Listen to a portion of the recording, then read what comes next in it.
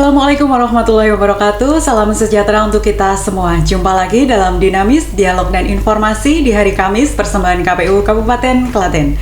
Teman pemilih, pada tanggal 20 Mei kemarin kita baru saja memperingati Hari Kebangkitan Nasional yang ke-117 dengan mengambil tema Bangkit Bersama Wujudkan Indonesia Kuat. Tentunya tema ini merefleksikan semangat kolektif seluruh komponen bangsa untuk bangkit dari berbagai tantangan dan krisis yang dihadapi, serta bergerak maju menuju Indonesia yang lebih kuat, mandiri, dan juga sejahtera. Nah, sebagaimana tercatat dalam sejarah bahwa Harkitnas diawali dengan berdirinya organisasi Budi Utomo pada tanggal 20 Mei tahun 1908.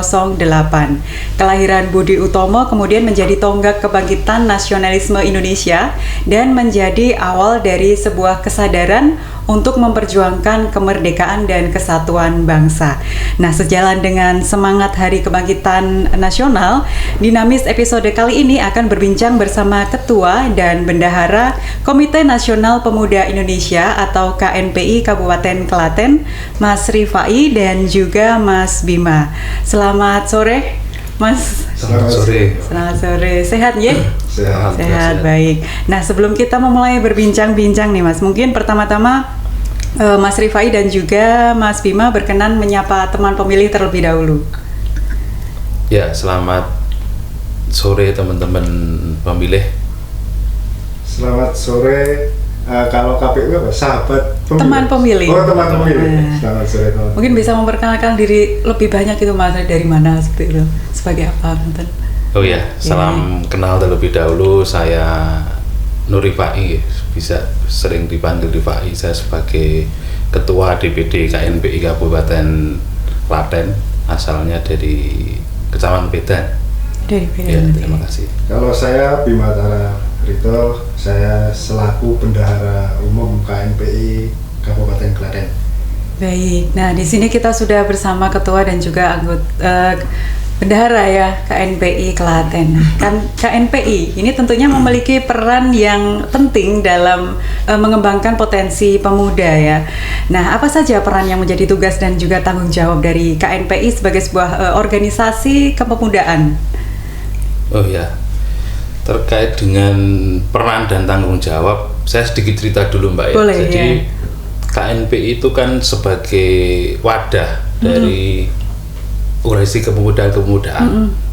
Jadi ya salah satu peran pentingnya KNPI itu sebagai penjembatan dari teman-teman OKP itu agar bisa bersama, bisa membuat sebuah kegiatan ataupun membuat gebrakan yang memang itu untuk bersama-sama. Karena kita tahu kan banyak organisasi kepemudaan khususnya di Klaten sendiri, adanya KNPI itu untuk ya mempersatukan itu semuanya agar bisa berjalan bareng ketika ada momentum apapun, itu bisa saling bekerja sama, saling melakukan hal yang sama-sama gitu kan. Karena kita tahu juga semua itu tidak bisa berjalan sendiri. Mungkin banyak di antara organisasi-organisasi yang mungkin punya kepentingan masing-masing gitu kan. Nah, ini adanya KNPI untuk salah satunya untuk itu, kebersamaan agar ada suatu hal yang bisa kita perjuangkan bersama-sama. Baik. Nah, pada tahun 1908, masyarakat Indonesia terutama kalangan pemuda ya menyadari perlu adanya kesadaran nasional bahwa sedang terjajah pada saat itu ya, sehingga kemudian melahirkan sebuah organisasi bernama Budi Utomo yang kemudian untuk saat ini kesadaran kolektif seperti apa yang mungkin perlu dibangkitkan lagi sebagai pemuda atas kondisi bangsa saat ini? Untuk era sekarang, mungkin hampir seperti dulu waktu tujuan Budi Utomo dibentuk, bahwa kesadaran kolektif itu tetap melalui jalur pendidikan. Dengan jalur pendidikan itu mungkin pemuda sekarang bisa melakukan pergerakan-pergerakan, meningkatkan intelektual, dan bisa sama-sama membangun Indonesia ke arah yang lebih baik. Seperti itu. Memang dari awalnya sejarahnya Budi Utomo ini untuk memberikan fasilitasi pendidikan ke semua kalangan ya. Karena pada waktu itu tidak semua masyarakat Indonesia ini bisa merasakan pendidikan ya. Nah, karena dengan pendidikan ini juga kita bisa membangun bangsa seperti itu ya, Masnya. Mungkin sekarang juga gini, Mbak. Kesamaan, maksud kemudahan dan akses pendidikan sekarang lebih mudah daripada dulu. Dengan pendidikan, pemuda sekarang bisa lebih leluasa untuk mengakses informasi-informasi sehingga bisa meningkatkan pengetahuan ya. Pengetahuan. Betul. Nah, tetapi juga ini juga di satu sisi seperti itu ya, di sisi lain juga perlu peran aktif dari masing-masing pemuda ini juga ya, untuk mereka juga harus mau untuk mencari informasi, kemudian pendidikan juga gitu ya, terjun dalam pendidikan misalnya sekolah, terus kemudian mencari ilmu yang sesuai dengan apa yang mereka butuhkan seperti itu ya. Dan mungkin kesadaran kolektif yang kedua itu masalah kepedulian dalam arti pemuda sekarang mungkin jangan terlalu egois, saya bilang terlalu egois. Ibarat ada yang dapat pendidikan sampai S1, S2 maupun S3 itu akan lebih baiknya mereka berbagi ilmu secara gratis. Dalam arti bisa melakukan edukasi melalui kalau tidak bisa secara luring atau secara langsung, bisa melalui secara daring, bisa mengakses dengan TikTok atau YouTube atau Instagram, bisa berbagi ilmu di. Betul, saat ini seperti itu ya, karena kita berada di dunia yang seperti sekarang ini banyak sekali akses-akses yang bisa dimanfaatkan ya, media sosial seperti itu ya. Nah, kemudian keprihatinan apa saja yang mungkin mengusik panjenengan ini sebagai apa?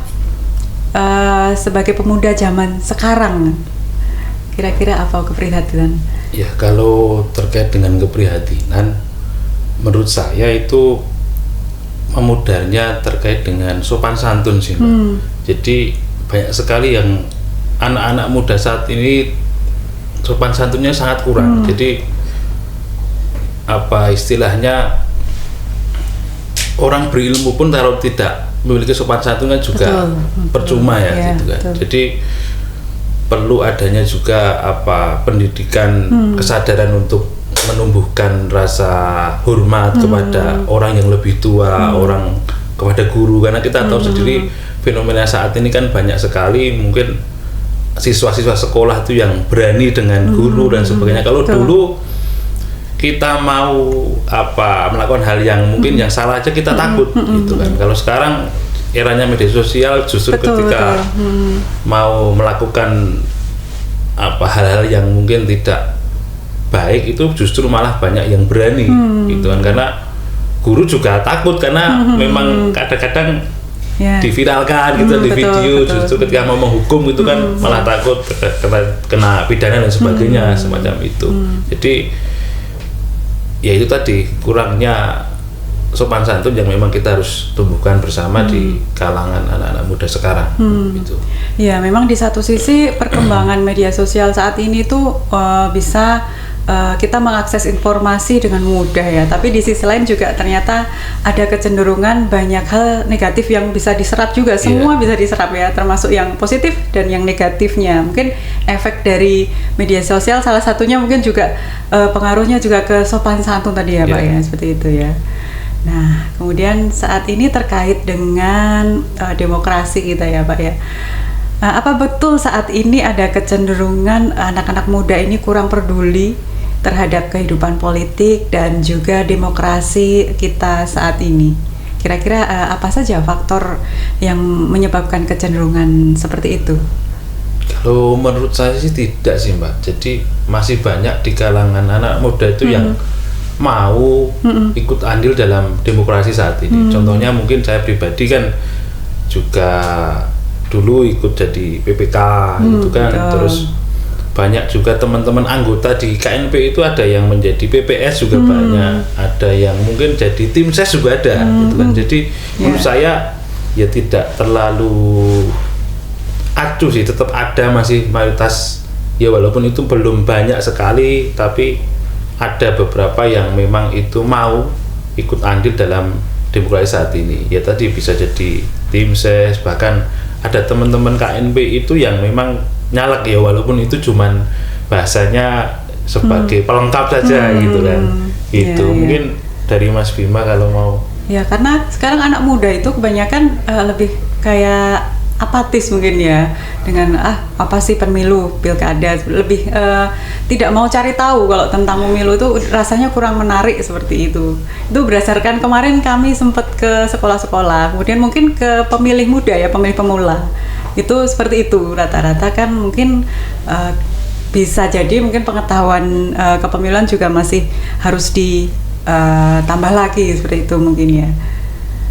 Nah, menurut Mas Bima gimana, kalau kira-kira faktor apa sih yang mungkin menyebabkan teman-teman muda ini tidak kurang peduli dengan kehidupan politik dan juga demokrasi?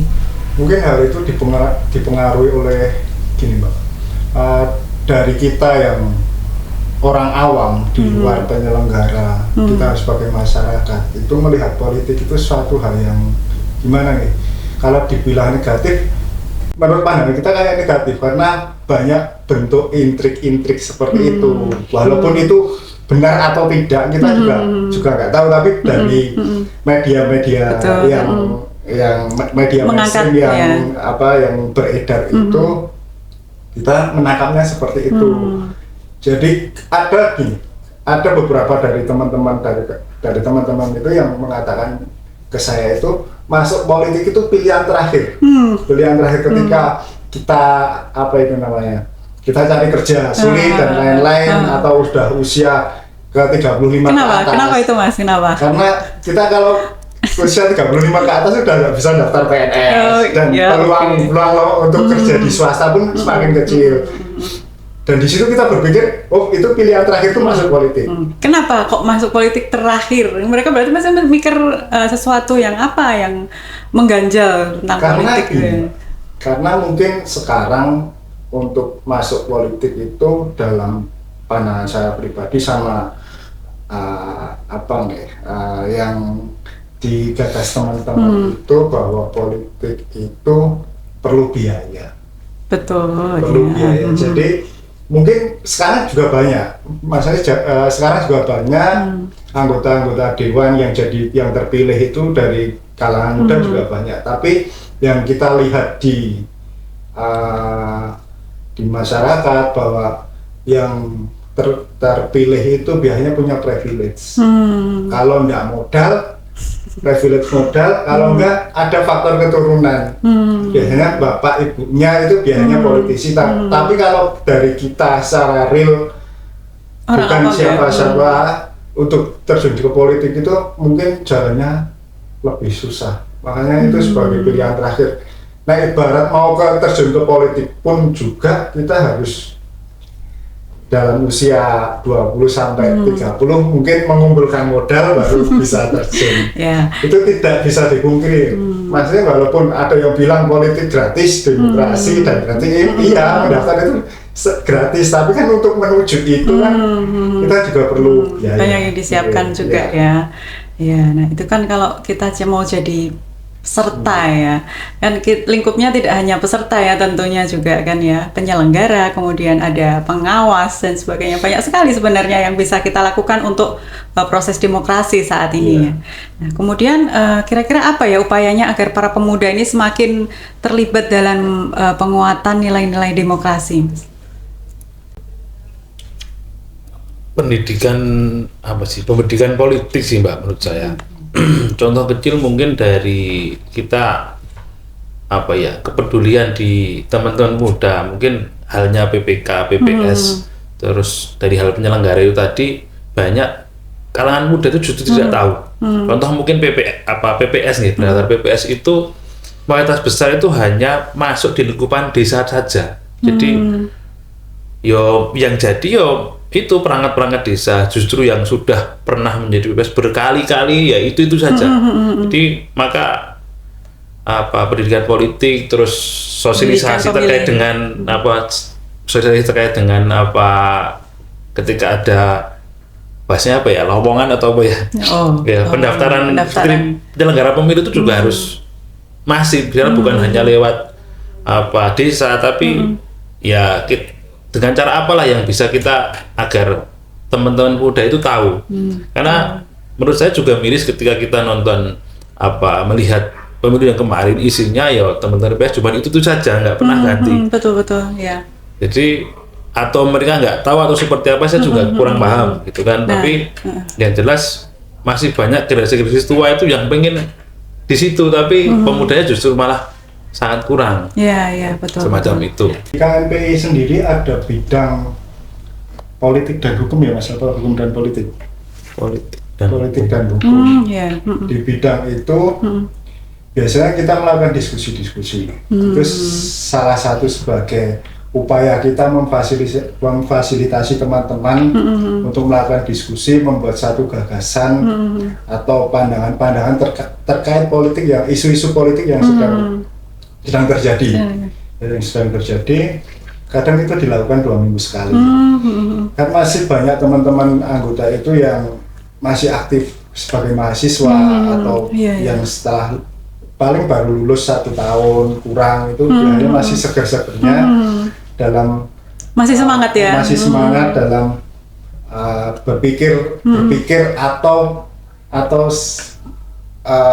mempunyai gagasan untuk ini gimana sih masa isu-isu politik yang sudah terjadi, apakah kita bisa mendiskusikan baiknya seperti apa, langkah yang harus diambil seperti apa.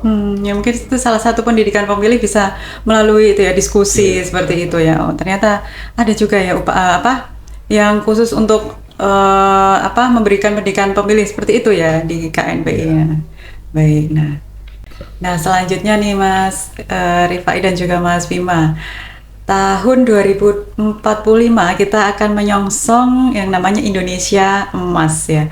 Nah, kira-kira apa ya gagasan dari kaum muda saat ini untuk menyongsong Indonesia Emas tahun 2045? Untuk menyongsong Indonesia Emas di tahun 2045 itu mungkin pemanfaatan media digital, terutama untuk mengakses informasi itu lebih mudah sekali.